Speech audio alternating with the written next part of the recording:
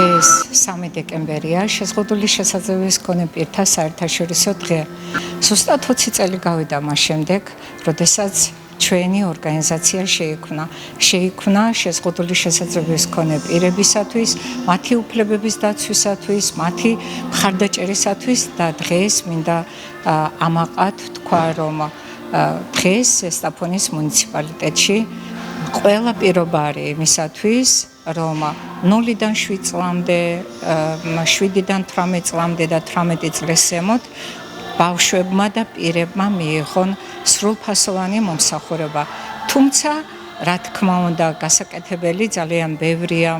ადაპტირებული გარემო ნაკლებად არის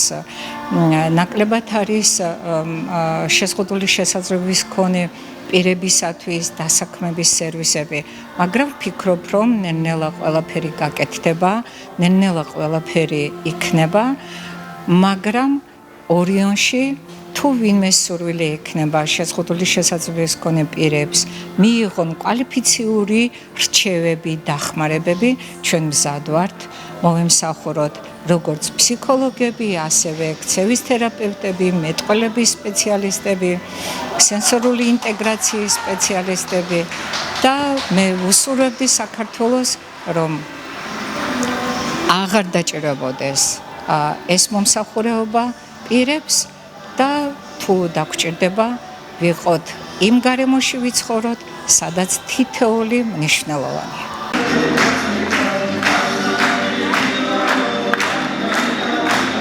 დღეს მქონდა ბედნიერება, რომ უშუალოდ სტუმრობდი ცენტრს და ადგილზე გავეცანი ყველა იმ გაკვეთილს, ტექნიკას, ტაქტიკას, როგორ ასწავლიან ამ ბავშვებს და კიდევ ერთხელ მერიის და საკრებულოს სახელით მინდა თანადგომა გამოუცხადო ამ ცენტრის ხელმძღვანელებს. კვალიტეტის მერია, ასევე საკრებულო მზად არის ცენტრ ორიონთან თანამშრომლობით გააგრძელოს ის პროექტები, რაც აქამდე დანერგილი ჰქონდა და კიდევ უფრო მეტი ხელშეწყობა ჰქონდეს მათ ჩვენი მხრიდან.